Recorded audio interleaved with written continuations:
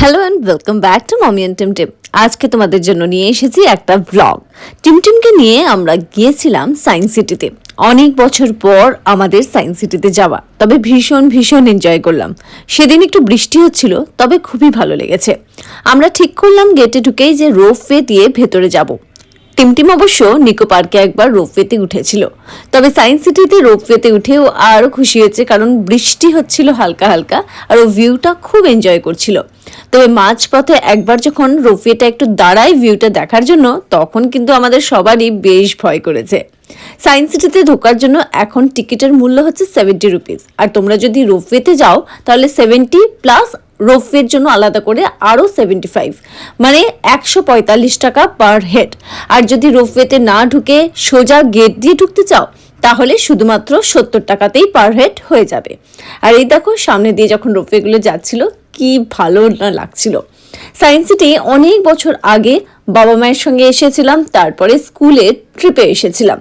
তবে টিমটিমের সঙ্গে সায়েন্স সিটিতে আসা, এখানে টয় ট্রেন দেখা, প্লেন দেখার একটা অন্যরকম ভাবে সায়েন্স সিটিকে আমরা এনজয় করছিলাম। আর এই দেখো এখানে যে শোগুলো চলে, evolution of life, dark ride, আর একটা হচ্ছে প্যানোরামা অন হিউম্যান ইভলিউশন। এই দুটো শো ভীষণই ইন্টারেস্টিং, ভীষণই পপুলার। এটা হচ্ছে ইভলিউশন অফ হিউম্যান বিং, মানে কিভাবে মানব জাতি উঠে এসেছে, এই সব কিছু নিয়েই হচ্ছে এই শোটা। আর এই শোটা দেখলাম টিমটিম কিন্তু খুব ভালো করে এনজয় করলো। এখানে ভারতের বিভিন্ন দিকগুলো, জায়গাগুলো তুলে ধরা হয়েছে, সিভিলাইজেশনটা তুলে ধরা হয়েছে, কালচার তুলে ধরা হয়েছে। প্রথমে ভাবছিলাম টিমটিম হয়তো বোরই হবে, এখন 4 বছর বয়স, ও কি আর এইসব বুঝবে? কিন্তু ওর ইন্টারেস্ট দেখে আমরা অবাক হয়ে গেলাম। এরপরে ছিল ডাইনোসর রাইড, মানে যেটা ডার্ক রাইড বলে, এই বিখ্যাত সায়েন্স সিটিতে। সেখানে আমরা গেলাম, যেখানে কিভাবে ইভলিউশন অফ লাইফ, মানে জীবনের কিভাবে জন্ম হয়েছিল বা শুরু হয়েছিল সেটাই কিন্তু দেখানো হয়েছে। এভাবে দেখো ছোট ছোট ট্রেনের গাড়ির মতো এরকম বানানো রয়েছে, তার মধ্যে 9 জন করে যেতে পারে, আর এক এক করে টার্ন আসছিল। এটার জন্য অনেক ঘন্টা আমাদের কিন্তু ওয়েট করতে হয়েছে। তবে হ্যাঁ, খুব ভালো লেগেছে যে অপেক্ষা করার পর এত সুন্দর একটা আমরা শো দেখলাম।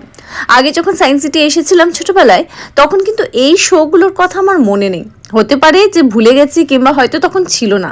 তবে টিমটিম খুবই এনজয় করলো। ও আরেকটা কথা তোমাদের বলে রাখি, যেহেতু টিমটিম ওর বয়স 4 বছর, মানে এখনো 5 হয়নি, তো এখানে 5 বছরের কম বাচ্চাদের জন্য কিন্তু একেবারে বিনামূল্যেই টিকিট, এন্ট্রি ফিস বলো কিংবা যে কোনো রাইড বলো, মানে 5 বছরের কম যদি তোমার বাচ্চার বয়স হয় তাহলে কিন্তু কোথাও সায়েন্স সিটিতে টাকা তোমাদের দিতে হবে না। তো আমি ভাবছিলাম যে টিমটিম এত ছোট, ও কি আর এইসব বুঝবে, ও কি আর এনজয় করবে? কিন্তু ফেরার পর থেকে ও কনস্ট্যান্ট বলে যাচ্ছে যে মা আমি আবার যাব সায়েন্স সিটি, আমার খুব ভালো লেগেছে। আর ওকে আস্তে আস্তে আমি আর ওর বাবা ভালো করে বোঝাচ্ছিলাম যে কিভাবে লাইফ এসেছে, এখানে কি বলতে চাইছে, আর ও কিন্তু যথেষ্ট ইন্টারেস্ট দিয়ে মন দিয়ে শুনছিল। সত্যি বাচ্চাদেরকে যদি আমরা নেগলেক্ট করি বাচ্চা বলে, তাহলে কিন্তু সেটা সঠিক নয়। বাচ্চাদের সঙ্গে দেখবে যে কোনো কথা শেয়ার করবে, যে কোনো টপিক বোঝাবে, ওরা কিন্তু আমাদের থেকেও সুন্দর ওদের বোঝার ক্ষমতা রয়েছে। আমি কিন্তু টিমটিমকে দেখে এটাই দেখেছি, তোমরাও অবশ্যই কিন্তু এটা দেখবে। ওদেরকে সব কিছুই, সব প্রশ্নেরই ওদের উত্তর দেবে, সব কিছুই বড়দের মতো করে বোঝাবে, দেখবে কি সুন্দর বুঝছে, আর ম্যাচুরিটিটাও ভীষণ ভালো হচ্ছে। যাই হোক, সায়েন্স সিটির দুর্দান্ত লাগলো, আবার আসার ইচ্ছে তো রয়েই গেল। আর এই সমস্ত রাইড আমার মনে নেই যে ছোটবেলায় আমি দেখেছিলাম কি না, হয়তো ছিল কিন্তু ভুলে গেছি। যাই হোক, নতুনভাবে সায়েন্স সিটিটাকে পুরো বলা যেতে পারে এক্সপ্লোর করলাম টিমটিমের জন্য।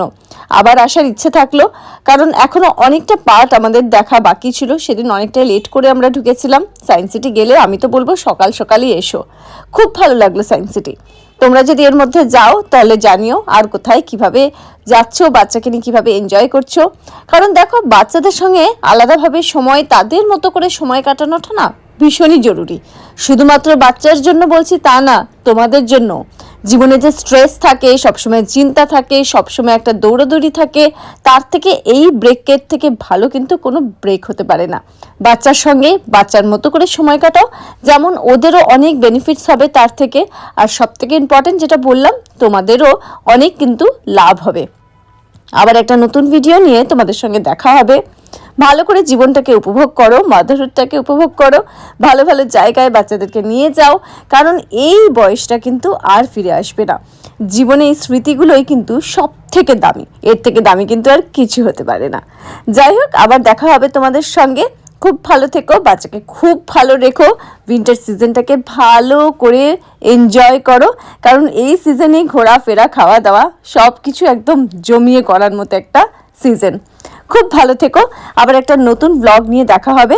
ও হ্যাঁ, আরেকটা কথা বলে দিই তোমাদেরকে, এখানে আব্দুল কালামের স্ট্যাচুটাও দেখেছি, আর সে কে সেটা টিমটিমকে বুঝিয়েছি। টিমটিম এখন জানে কিন্তু যে আব্দুল কালাম কি। এটা কিন্তু আমার সায়েন্স সিটিতে গিয়ে এবার একটা বাড়তি পাওনাই বলতে পারো, কারণ এই ব্যক্তিটাকে পছন্দ করে না আবার কেউ ফ্যান নেই, এরকম মনে হয় আমাদের দেশে কেউ নেই।